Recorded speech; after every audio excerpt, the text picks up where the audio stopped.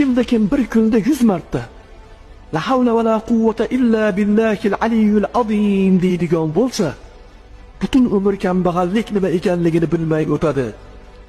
Agar Alloh sizga ne'matlar bersa, alhamdulillah deb ayting. Allohga hamdlar bo'lsin. Mabodo gunohlaringiz ko'p bo'lsa, astag'firulloh deb ayting. Allohga tavbalar qilaman. Mabodo Alloh rizqingizni kechiktirsa, la havla va la quvvata illa billah deb ayting. Allohdan boshqasida kuch-quvvat yo'q. Barcha kuch-quvvat Allohnikidir. Bomdod namozidan so'ng bor yo'g'i bir marta la havla va la quvvata illa billah deb aytgan odam 99 ta balo ofatdan omonda bo'ladi. Va bu balo ofatlarning eng kichkinasi qalbda tinchlik va xotirjamlik yo'qligidir.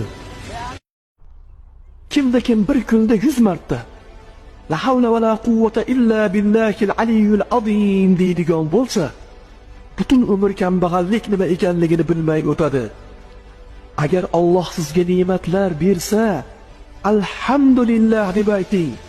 Allohga hamdlar bo'lsin. Mabodo gunohlaringiz ko'p bo'lsa, astag'firulloh deb ayting. Allohga tavbalar qilaman.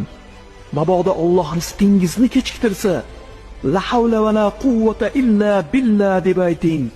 Allohdan boshqasida kuch-quvvat yo'q. Barcha kuch-quvvat Allohnikidir.